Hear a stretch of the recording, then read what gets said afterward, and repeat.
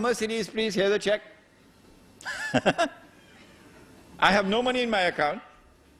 Or even if I have money in my account, you can't cash it.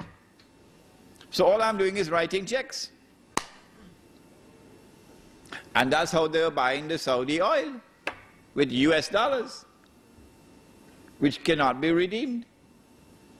They're just like checks which cannot be cashed. Well, then why did the US dollar collapse?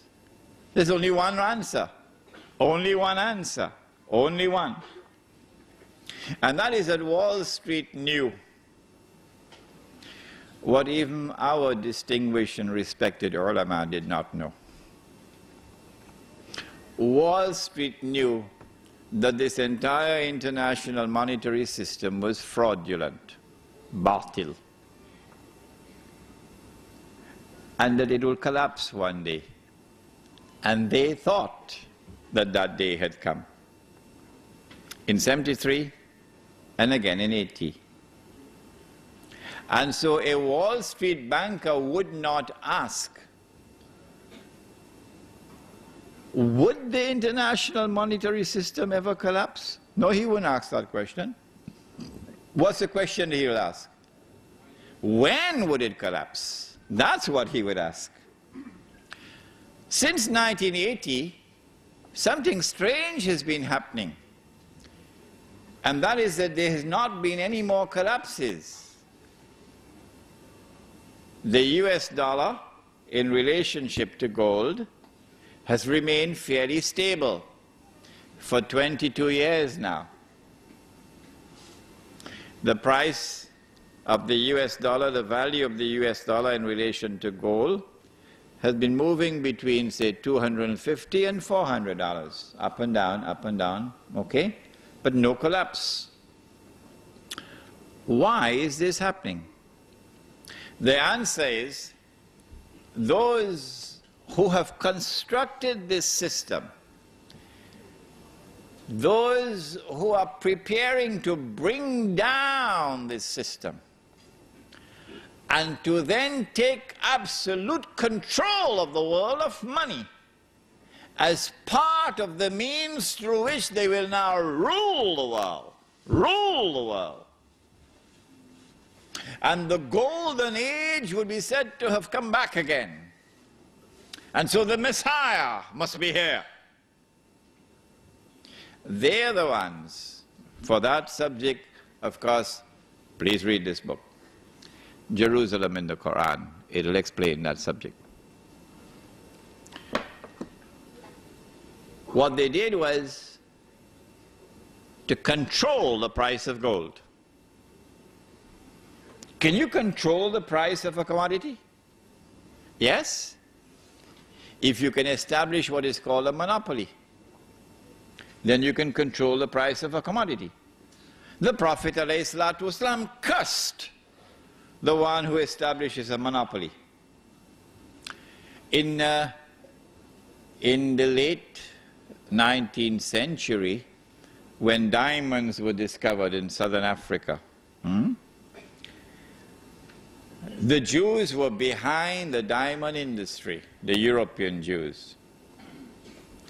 And they wanted to take control of the diamonds, and they wanted to maintain the high price so that the price would not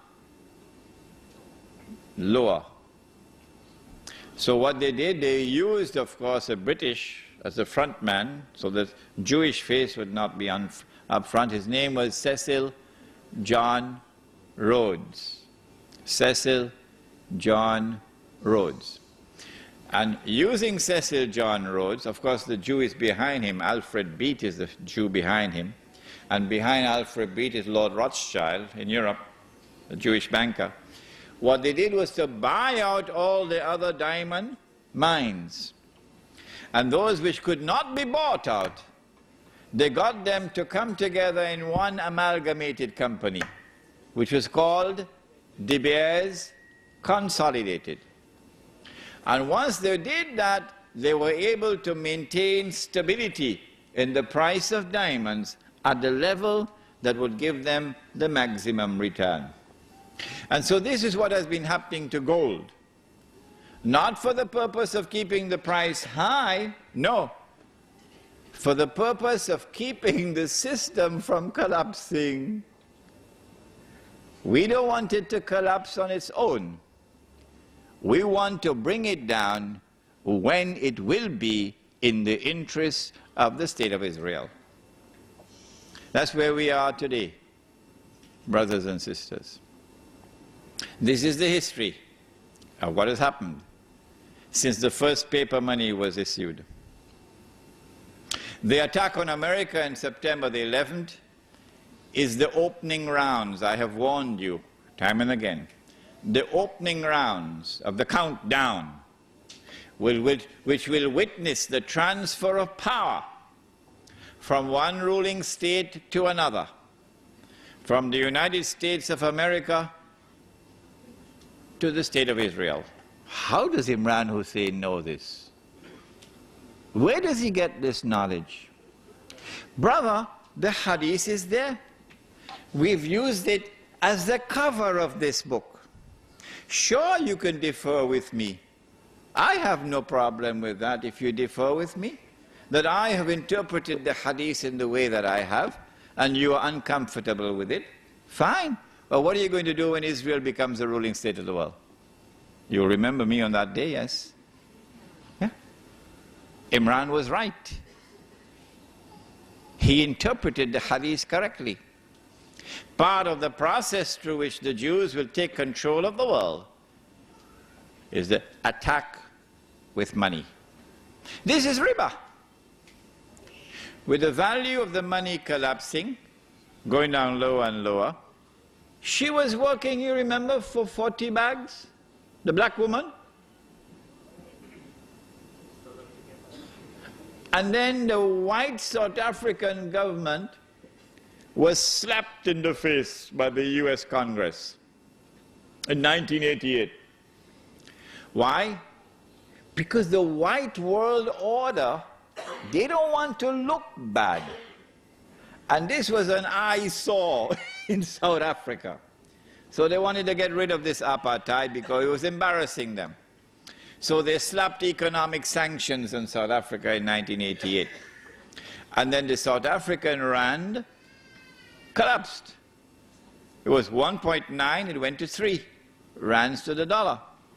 And the woman who was working for 40 bags of mealie meal or corn, she's now getting 20 bags. Huh? And then when the black government gave way, the white government gave way to the black government, 91 or 92, the South African rand had some color consciousness in it. Because as soon as the black government took power, it dropped from 3 rands to 6 rands. Strange things happening, eh? And then when September 11 took place, 2 aeroplanes hit 2 towers, and the South African rand thousands of miles away fell from 6 to 9. And so she was working for 40 bags of mealie meal. And then it went to 20, and now it went to 10.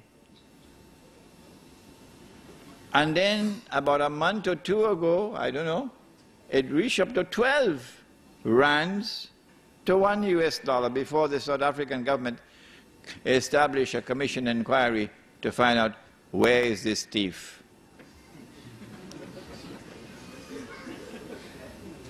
And who is the thief?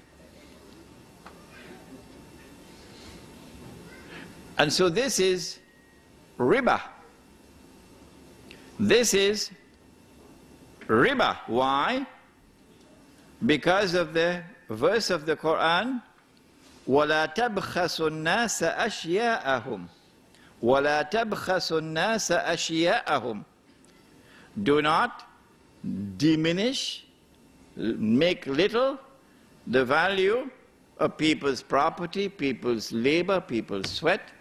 It's haram. It is riba because of the hadith. If you rip off somebody, then that's riba. This is a rip-off. When the moment is appropriate,